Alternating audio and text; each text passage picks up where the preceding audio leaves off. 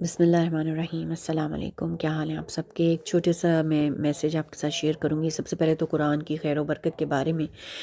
کہ یہ جو قرآن ہے کس طرح سے ہماری زندگیوں میں خیر اور برکتیں لے کے آتا ہے، کہ جب ہم قرآن کے ساتھ اپنا وقت گزارتے ہیں تو ہماری زندگی برکت سے بھر جاتی ہے، خیر سے بھر جاتی ہے۔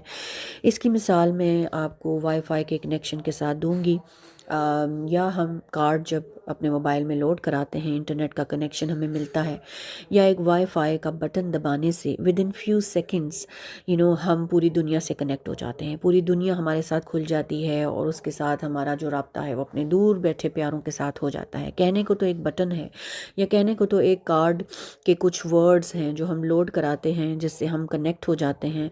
انٹرنیٹ کے ساتھ، جس کو ہم دیکھ نہیں رہے ہوتے، کچھ ریز ہیں لیکن ہم ان کو ایکسپیرینس کر رہے ہوتے ہیں، کچھ تو ہے نا جو کنیکٹ کرتا ہے۔ تو اسی طرح سے جب ہم قرآن کو کھولتے ہیں، اس سے کنیکٹ کرتے ہیں، تو ہماری زندگی میں برکتیں اور رحمتیں ان کا سلسلہ شروع ہو جاتا ہے۔ ہمیں نظر تو نہیں آ رہا ہوتا لیکن ہم اس کو محسوس کر رہے ہوتے ہیں، ہم ایکسپیرینس کر رہے ہوتے ہیں۔ تو اسی طرح آپ یہ دیکھیں کہ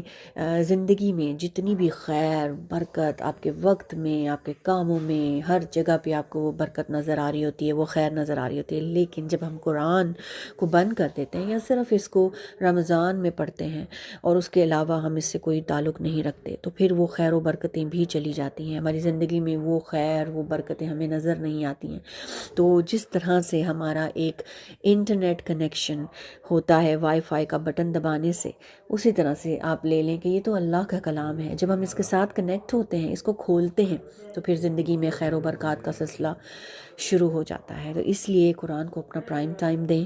اس کو اپنی پریورٹی پہ رکھیں۔ اس کے ساتھ ساتھ ایک اور چیز کہ دیکھیں کہ ہر انسان کی زندگی میں نہ کوئی مشکلیں، تکلیفیں اور غم ہیں۔ یہ دنیا ایک ٹیسٹنگ گراؤنڈ ہے، یہاں پہ ہم ہمیشہ رہنے تو آئے نہیں ہیں، ہمیشہ کی خوشیاں تو یہاں کے لیے ہیں ہی نہیں، ہمیشہ کی راحت، آرام اور خوشیاں تو جنت میں ہی ہیں۔ اس لیے جو اس چیز کو سمجھ جاتا ہے وہ پھر اس زندگی میں ایک مسافر کی طرح ہی اپنے ٹائم گزارتا ہے، کیونکہ اس کو پتہ ہے کہ نہ اس دنیا کے غم ہمیشہ رہیں گے، نہ اس دنیا کی خوشیاں ہمیشہ رہیں گی، تو پھر وہ ہر حال میں صبر و شکر کے ساتھ رہتا ہے۔ تو اس لیے جب بھی زندگی میں کوئی مشکل، تکلیف، غم، پریشانی آئے، جو بھی چیلنجز آئیں، ان کو دیکھیں، ان کو چیلنج کے طور پر ہی لیں، اور یہ سوچیں کہ یہ وقت گزر جائے گا۔ کئی بار کیا ہوتا ہے کہ شیطان ان مشکلوں کو، ان چیلنجز کو، ان تکلیفوں اور غموں کو بہت بڑا کر کے دکھا رہا ہوتا ہے۔ شیطان ہم سب کا دشمن ہے نا، وہ تو یہ چاہتا ہی نہیں ہے کہ ہم جنت میں جائیں، تو وہ ہماری چھوٹی سی چھوٹی پریشانی کو بھی بہت بڑا کر کے دکھاتا ہے، میگنیفائی کر دیتا ہے، وسوسے ڈالتا ہے، چھوٹی سی مشکل کو بہت بڑا کر کے دکھا رہا ہوتا ہے، عجیب عجیب سوچیں اور خیال لے کر آتا ہے۔ تو ہم نے کیا کرنا ہے کہ یہ سوچنا ہے کہ اللہ کے وعدے سچے ہیں، اور اللہ کا کیا وعدہ ہے کہ ہر مشکل کے ساتھ آسانی ہے، بلکہ ڈبل آسانی ہے۔ ہمیں اس آسانی کو دیکھنا ہوتا ہے، ان مشکلوں میں بھی اپنی نظر ان آسانیوں کی طرف رکھنی چاہیے، اپنی سوچ کو مثبت رکھنا چاہیے کہ اللہ تعالیٰ اس مشکل یا پریشانی سے کیا خیر میری زندگی میں لانے والے ہیں، کیا آسانیاں مجھے دکھا رہے ہیں۔ جب اس طرف نظر ہوگی تو زندگی کی ہر مشکل آسان ہو جائے گی، زندگی کا ہر غم ہلکا ہو جائے گا۔